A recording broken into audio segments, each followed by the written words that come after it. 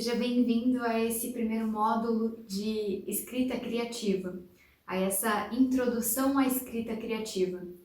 E para começar, é preciso primeiro falar um pouquinho sobre criatividade, para desmistificar um pouco o peso dessa palavra, para a gente entender que sim, mesmo você não acreditando, todos somos criativos. Essa é uma pergunta que sempre assusta um pouco, né? Você é criativo? Alguns dizem que sim, mas outros já vão logo dizendo que não. E é natural que isso aconteça. É compreensível que isso aconteça porque ao longo do tempo a gente perde mesmo um pouco essa nossa capacidade de colocar a criatividade em prática. E não é culpa nossa. Eu vou explicar por quê, mas antes eu vou te mostrar que você é sim criativo. Nós somos naturalmente criativos. Nascemos assim. Nós éramos então criativos porque muitos de nós, como eu disse, perderam essa capacidade ao longo da vida. Mas você era criativo, eu tenho certeza disso. Você já foi uma criança que colocou muito isso em prática. E em qualquer tipo de brincadeira. Por exemplo, quando você era criança, eu aposto que uma escova de cabelo podia ser muito mais do que uma escova de cabelo. Você podia usar uma escova de cabelo, por exemplo, para ser o seu microfone, para apresentar aquele talk show para uma plateia de bonecas e almofadas. Eu fazia isso. Talvez alguns de vocês tenham feito algo parecido. Pode ser que não. Pode ser que você tenha feito algo até muito mais simples, como, por exemplo, travado inúmeras batalhas utilizando uma espada, como espada, um galho que você achou na rua, perdido por aí. E era muito mais simples. Era muito fácil pegar esses objetos comuns, esses objetos tão ordinários, que estão tão presentes no nosso dia a dia, e dar a eles uma nova função. E você fazia isso com muita naturalidade, porque você não precisava dar explicações para ninguém sobre aquilo. Porque todo mundo achava muito legal. Como é legal ser criativo, né? Mas em algum momento você começou a ser podado. Em algum momento aquilo já não era mais tão legal. Em algum momento você precisava se encaixar de alguma forma onde você estava, no seu trabalho, no grupo de amigos da escola, enfim. Isso tudo foi fazendo com que você deixasse um pouquinho de lado aquele ser humaninho criativo que morava, que habitava aí em você. Isso é muito natural. Alguns de nós bravamente tentam manter essa criatividade enquanto crescem, mas a maioria de nós deixa de lado. O que a gente precisa para começar a colocar essa escrita criativa em prática é encontrar um pouco da ingenuidade daquela criança. E o que crianças fazem que a gente deve reproduzir? Elas questionam, elas perguntam muito. O porquê deve ser uma pergunta muito presente na sua vida para fazer um texto criativo. Caso contrário, a gente vai continuar fazendo e vai fazer muito ainda aquilo que a gente aprende com o filme O Clube da Luta. Tudo é a cópia da cópia da cópia da cópia. E se você está aqui, eu aposto que é porque você está preparado e disposto a começar a fazer diferente. A começar a colocar um pouquinho mais de criatividade, um pouquinho mais da sua identidade naquele texto que você produz. E se é isso que você quer, você com certeza está no lugar certo. Então seja bem-vindo, porque aqui a gente vai discutir muito sobre formas de escrever de um jeito diferente, de um jeito seu e de um jeito que atinja o outro, de um jeito que alcance a outra pessoa, de um jeito que faça com que o seu leitor queira estar com você até a última linha. E para fazer isso, tem algumas técnicas que você pode colocar em prática, além de sair por aí questionando tudo e todos. Uma delas eu aprendi com um livro, que o título é O Grande Livro da Criatividade. Aliás, já fica a dica de leitura. Nesse livro, eles descrevem várias atividades, vários desafios que podem nos ajudar a trazer um pouquinho dessa criatividade à tona de volta. Uma delas é bem legal e eu fiz o teste com a minha equipe. Eu trabalho com roteiros de audiovisual e todos os dias a gente tenta fazer algo diferente, algo que exija um pouquinho mais da nossa capacidade de criar. E esse desafio nos ajudou bastante. Eu vou te explicar qual é o desafio e por que ele ajudou. O desafio é pegar um objeto comum, um objeto que a gente utiliza no dia a dia, e dar a esse objeto 10 novas funções que não tem nada a ver com a função real dele. Eu fiz esse teste com a minha equipe. E saíram algumas coisas bem interessantes, mas não foi logo de cara que isso aconteceu. Por exemplo, uma pessoa da minha equipe escolheu como objeto um ursinho de pelúcia. E uma das primeiras funções que ela atribuiu, uma das primeiras novas funções que foram atribuídas a esse ursinho, foi ser uma almofada. Mas uma almofada está muito próximo da realidade de um ursinho de pelúcia. Uma outra ideia, um outro colaborador, pegou como objeto uma xícara. E uma das funcionalidades, as primeiras que apareceram lá na listinha, foi que essa xícara poderia ser também um porta-canetas. E realmente, o urso de pelúcia pode sim ser também uma almofada e a xícara pode ser também um porta-canetas. São outras funções, mas ainda não são funções criativas, porque são funções que estão muito próximas da função real daqueles objetos e não era essa a ideia. Mas ainda assim a gente seguiu com a atividade. E a partir de certo momento, essas funcionalidades começaram a ficar realmente interessantes, começaram a ficar realmente diferentes. Por exemplo, lá pela 7ª ou 8ª função da xícara, surgiu uma funcionalidade bem importante e bem criativa, que era ser o caldeirão para uma Barbie bruxa. Esse era o tipo de resposta que eu estava esperando desde o início, quando eu apliquei essa atividade. Mas eu percebi que não era tão simples assim, porque a gente tem uma resistência com a criatividade. E num primeiro momento, quando a gente tenta ser criativo, a gente fica dentro do que é mais óbvio. E é aí que entra algo que é muito clichê, mas que é muito real e a gente precisa começar a trazer para o nosso dia a dia se a gente realmente quiser ser mais criativo. A gente precisa sair da nossa zona de conforto. Quando a gente não tem mais opções, quando a gente não está mais dentro da nossa zona de conforto, a gente já explorou tudo que a gente precisava explorar na nossa zona de conforto, é que a gente dá um passinho para fora dela, que a gente começa a realmente trazer a criatividade de volta. A gente reencontra aquele ser humaninho criativo que a gente era quando criança.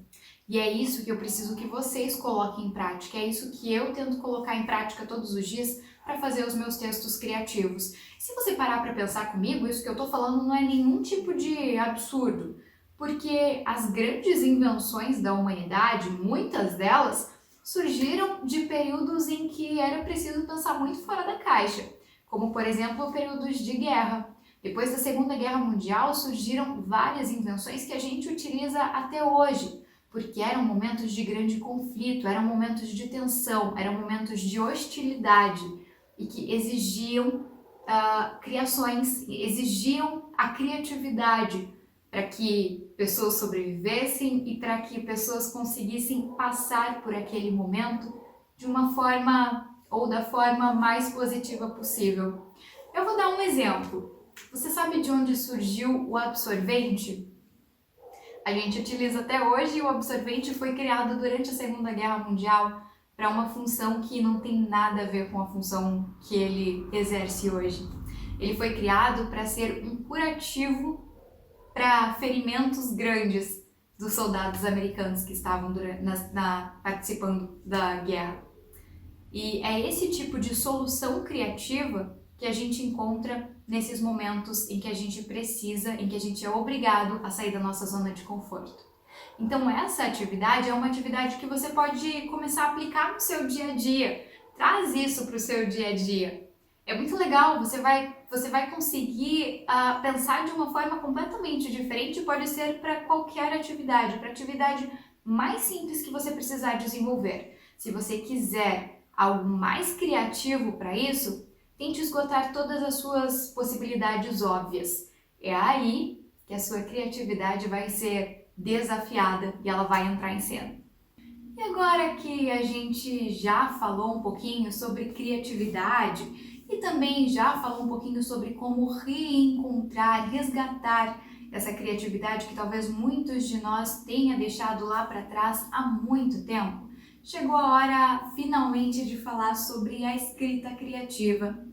Afinal de contas, o que é a escrita criativa? Onde vive, o que come? É isso que a gente vai falar a partir de agora.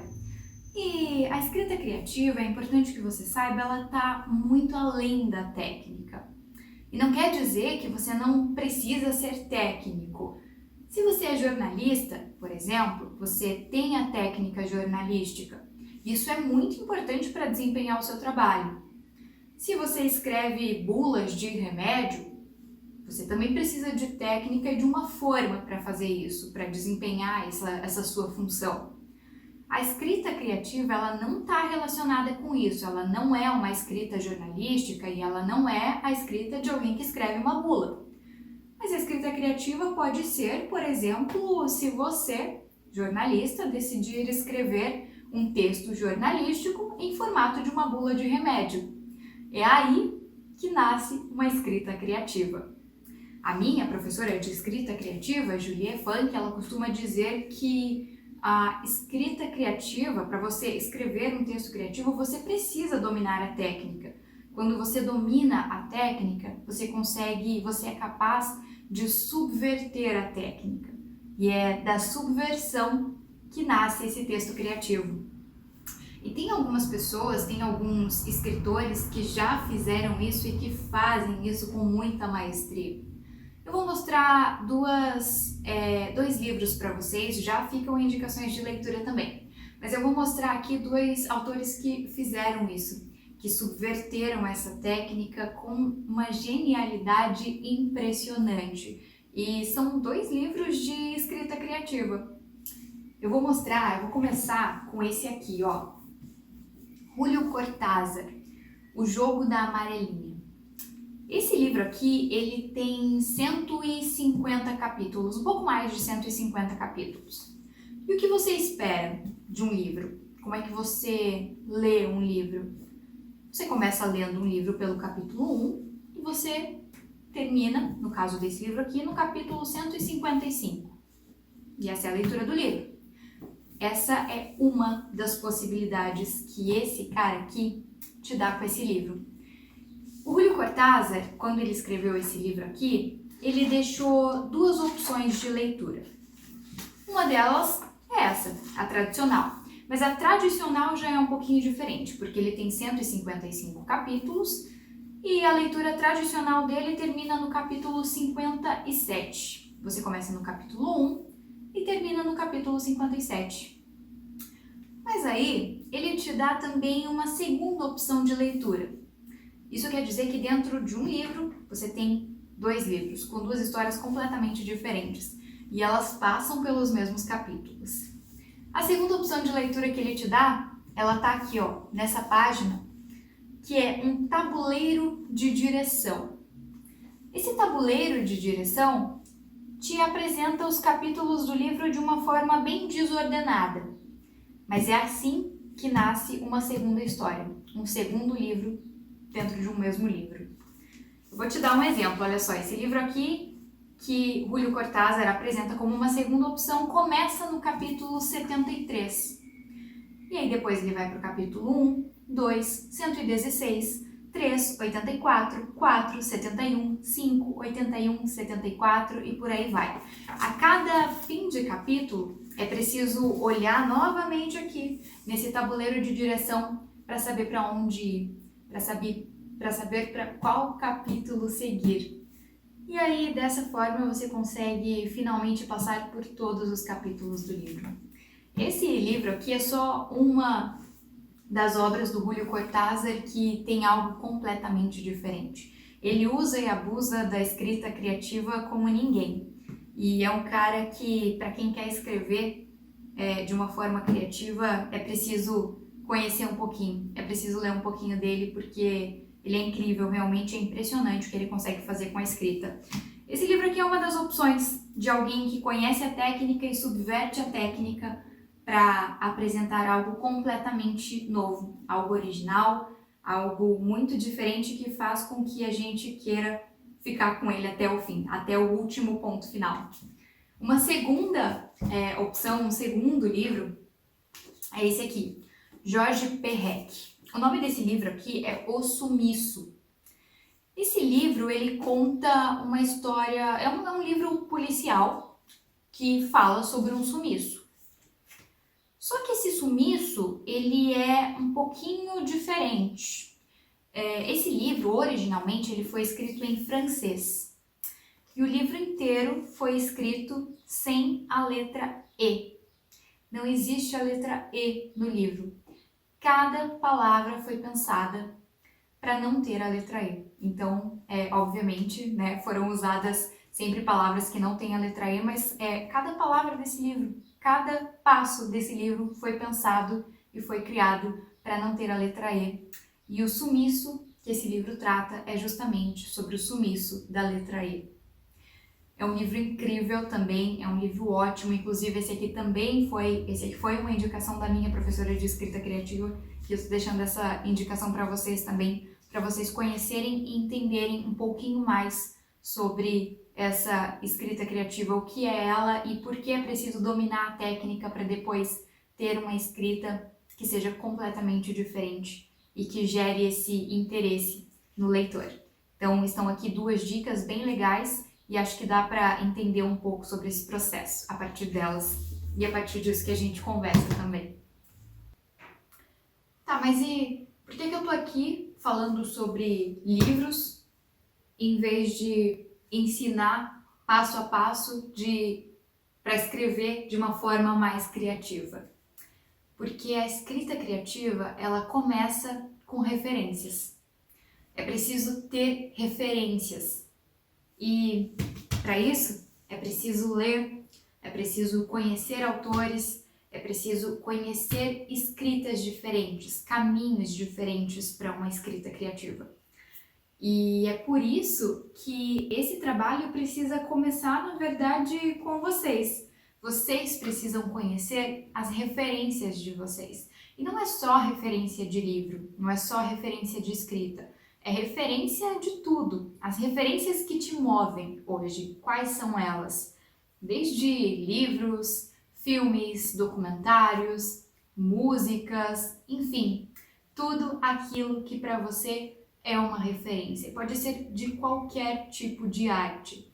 O importante é que você conheça, é que você tenha consciência de tudo aquilo que você consome e de como tudo aquilo que você consome está hoje no seu texto.